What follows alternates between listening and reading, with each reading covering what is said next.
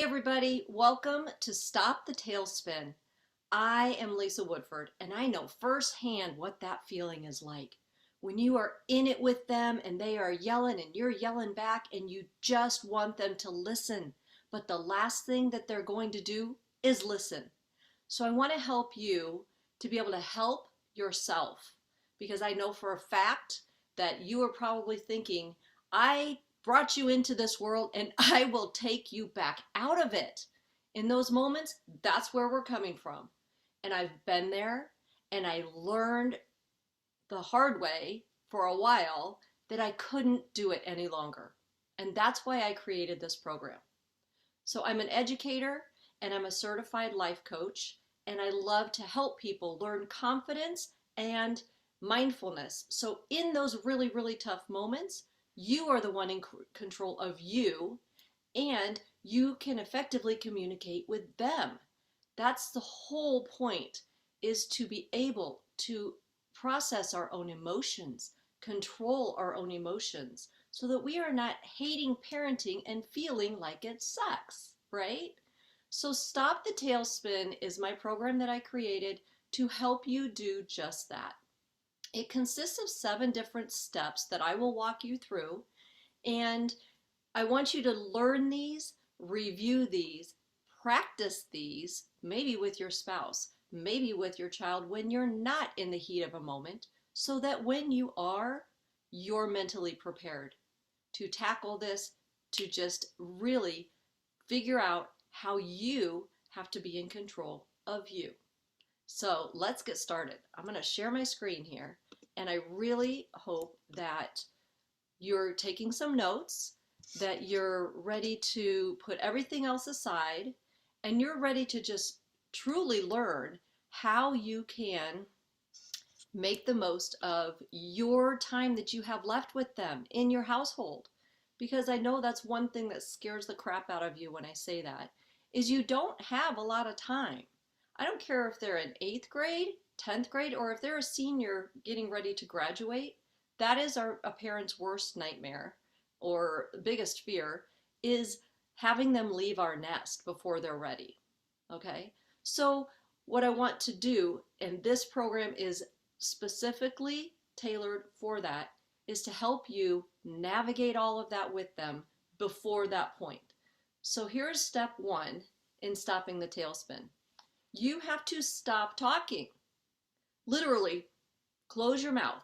And I know that is the hardest thing to do in those moments, because they're coming at you with this and that, and they're the one that feels like they're in control, unless you figure out a way to shift so that you're not attacking back. Okay? So no yelling, no nagging, and no lecturing. Step 1 is to stop talking. You have to pull the brake on this machine, on this downward plane or this car. Because if you're both escalated in yelling, then no one's listening. It's like this, and this doesn't accomplish anything.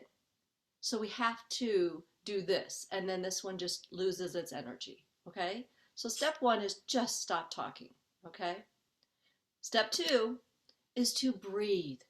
You have to just step back for a minute and breathe. And the reason everyone says to take a breath, it's not like meditation and yoga. I'm not telling you just to sit there and, be calm and zen-like, because you're not feeling zen-like. I know that for a fact. But if you can just take a minute to pause, breathing changes your physical reactivity and helps you access a manageable mental state. And that's all I'm trying to do, is just get you to the point where you can remember what is step 3. Okay? So breathing. Like, this kid's driving me crazy. I know, all those thoughts are going to be going through your head, right? Oh my gosh, I'm going to strangle him. I'm going to take him out. All those things. They're going to listen to me, by God. I get that. All of those feelings are what's going to come up naturally, because that's what you're conditioned to do. We're trying to break that. That's the point here. Breathe and get ready, because here's step 3. Step 3 is step back. And once you've calmed yourself with those breaths, you ask yourself, is there blood and is there fire? No. Okay. No, I'm not bleeding. they're not bleeding. There is not an actual emergency in this moment. Now, if there is, please address that first. But this is kind of one of those situations like when you're on the airplane and they say, put the mask on yourself first and then assist any younger passengers that you have with you. This is that same thing. You need to tell your brain, there is no emergency. I don't have to panic right now. I just have to get myself under control. And your primitive brain, the one that is reacting and fighting, going into fight or flight mode, that's the part of your brain that needs to hear this. Okay? So you need to ask yourself, is there an emergency right now? Is this a situation that I am in total lack of control? Chances are it's not. For me, most of the time, it was standing in the kitchen screaming about homework, or going up to their room and them not letting me in, or me telling them we need to go somewhere, or you can't talk to me like that. Those kinds of conversations. There's no emergency in those situations, okay? So step one was to stop, close your mouth. Step two, breathe, get yourself at least calm enough to ask yourself, is there an emergency right now? And when you can say no to that, great, we're ready for step four, okay? No emergency. So we're gonna check in with yourself first, okay? What is it that you're feeling right now? For me, total frustration, like so much anger, so much disappointment that they are literally thinking they can talk to me this way. Not okay with me. So then I'm judging them and I'm trying to control them. I am furious. And if I'm in public, which I have experienced that as well, now I'm embarrassed and I can't get across to them to stop their talking so that we are not being the, parade or the party that everyone's watching, okay? That's never fun. Those grocery store stories that you hear about. Anyway, check in with yourself and go, yes, I am frustrated. I am about to lose it. I am at my wit's end right now. I am really hurt that they're sitting there saying those things to me. Why do they think they can get away with it? You're feeling frustrated and angry. Now, what do you do with that? Step 5 is you get curious. You have to shift your brain. You have to give your brain somewhere else to go that can help you process this whirl of emotion that you're in. To do that, get curious. You go, why is it that they think it's okay to act like this, to say that to me, to do this? And then you have to really get a little deeper down in that. Curiosity changes it around and goes, yeah, I don't know why. That's ridiculous that they think this is okay. So in that moment, you can go a little deeper and you're actually calming down your reactions, and you're telling your reticular activation system, which too much information I know, that there's a different voice, there's a different perspective coming at me. And you have to think, what is their point of view? What is it that they're embarrassed about?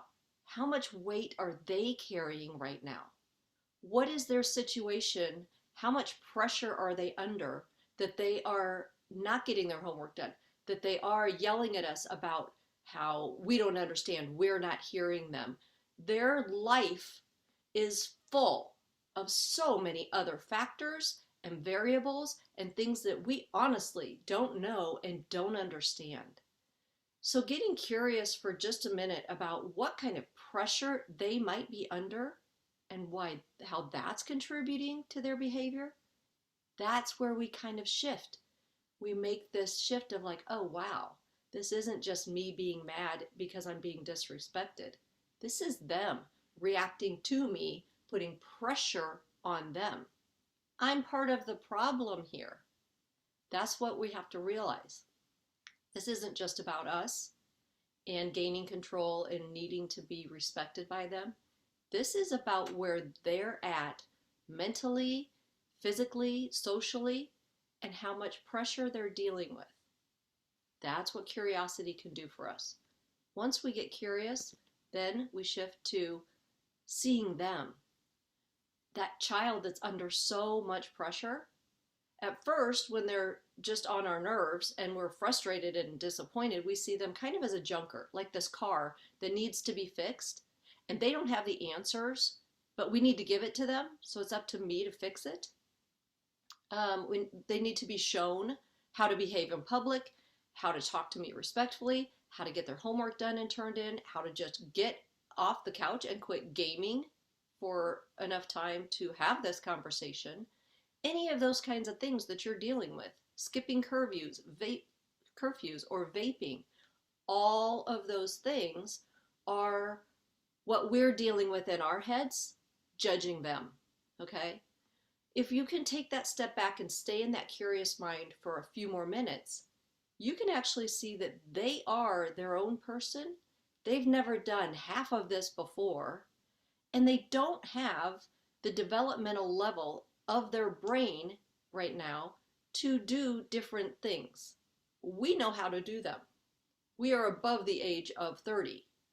We know how to shift and do some of those things because our brain is fully developed. Theirs is not, and we need to see them on a journey of their own, figuring things out, needing to learn things the hard way sometimes. So rather than seeing them and judging them as a junker, we need to try and see them as a treasure. And I know in these moments, this is not the time to be all lovey-dovey on them, but if you could just mentally say, that's still my little boy, that is my little girl, and get that version of them at 4 or 6 or even 8, when they're still your buddy and your pal or your little friend that you could talk to and cuddle with and snuggle with. That's who I want you to get into your head for just a few seconds and see them as that 6-year-old who's really, really struggling now in this 16-year-old body. There's a whole mind shift that happens when we go, oh gosh, they are just fine. Like they're figuring this out. They have their own answers right now, and that's not going to get them very far, but until I can communicate with them, that's all they have. So they can do this alone or with our support, but either way, they are going to have to go through this stuff alone. They're going to have to be the ones that actually feel the feelings, okay? And to do that, sometimes they're figuring it out by failure. They're figuring it out by being embarrassed. They're figuring it out by being bullied. They're figuring it out by not being motivated, not showing up, and having to deal with some natural consequences. And that's not easy for us to watch. In fact, it's one of the hardest things for us to do. In my next program, where I take you from rejected to connected, we'll talk about some of those things. How to make that shift for them and with them, okay? But for right now, when they still don't have the motivation, they're learning how to find it with some natural consequences. So we'll talk about setting boundaries. We'll talk about where motivation comes from. We'll talk about how to make sure you're in the right stage of parenting in order to help them feel seen and heard and understood, because that's when they want to listen to us, when they know that we see them in that way. Okay? So right now, we need to realize they are learning and growing. And this, unfortunately, is what they're going through.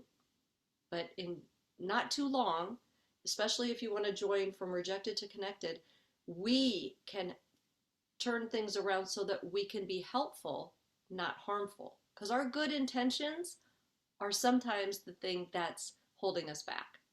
We're putting on too much pressure, we're trying to do too much, and we're not showing them how to do it on their own.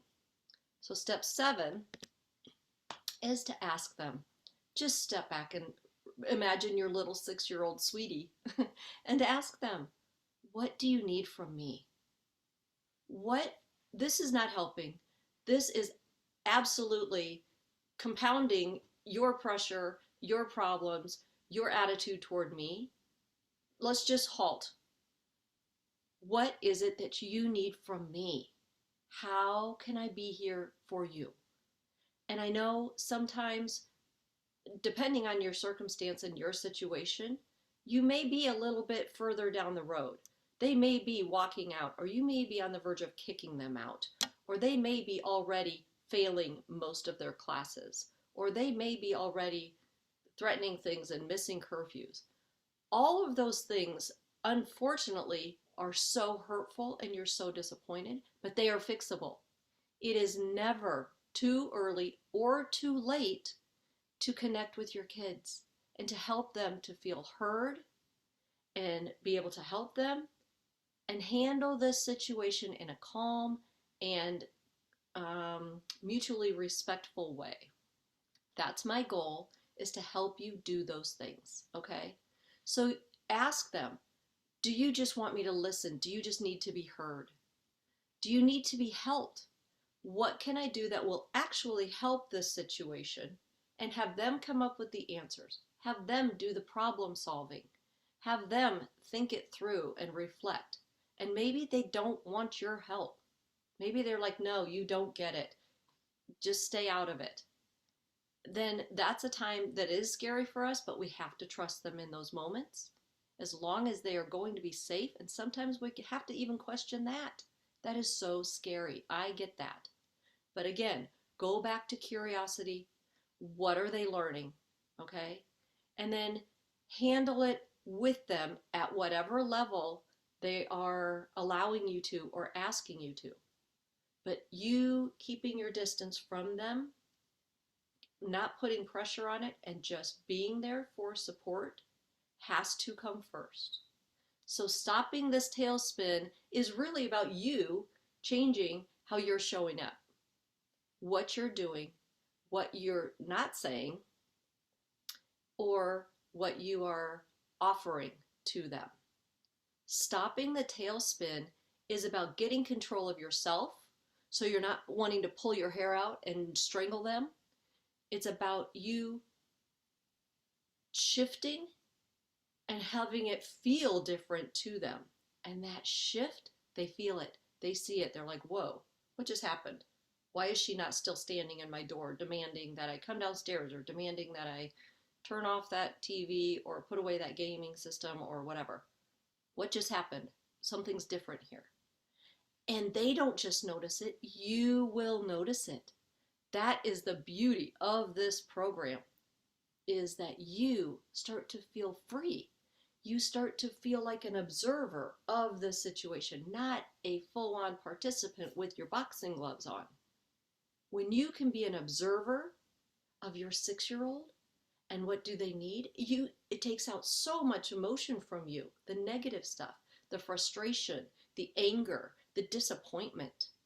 And you start to actually feel in control, not of the situation, but of yourself. And there's so much freedom in that. That is what I want for you. So real quick, let's just look at the next part. The follow-up in this is to check in with them, not check up on them. That's two very different things. Checking in with them allows a non-judgmental, open relationship of respect, curiosity, and trust, right? Checking up on them feels like it's intrusive and it's distrustful. Like you've got that spotlight, that interrogation light on them. Where are you going? Who are you with? What are you doing? Have you turned in that assignment yet? All those things. What time are you going to be home? All of those questions that we are just constantly nagging and on them about. When we're checking up on them, they are going to shut us down and shut us out. But when we can check in on them, what do you need from me? Here's what we need to discuss. When you're ready for this kind of help, please come to me. I'm always here for you. We need to be available. We need to be accessible. And we need to be approachable, because right now they are conditioned to think that if they approach us, we're going to judge them. We're going to tell them. We're going to lecture them. And they don't want any of that. So it makes sense why they come home, walk right past us, and go slam their door, right? That's how they avoid the nagging, yelling, lecturing, all of those things. We have to show them that we are learning something different, that we are willing to show up differently, okay? Now, if you need some more help one-on-one with this, I am here for you. I do one-on-one coaching. we delve into your specific situation, your specific children, and where you are up here in your ability to make that shift, to calm yourself down and to be in control of you. If you need help like that, I'm absolutely here for you. So please reach out and let me know. My final thoughts on this is that not everyone thinks like we do. What we know, what we think is right, what we want to happen next, not everybody will agree with what we think, okay? So, number two, we cannot control what they think, what they say, or what they do, okay? This includes all those people outside of your home that you feel like are judging you. Oh my gosh, his teachers are going to think I'm the worst parent. Or her volleyball moms, when she talks to me like that in front of them, they all have to think I'm such a doormat. She can walk all over me. You know, those kinds of things. All of those people are going to have their own thoughts and judgments, and we can't control anything that's in their heads. Okay? So if number three, if we want them to feel to gravitate toward us, they need to feel accepted, not rejected.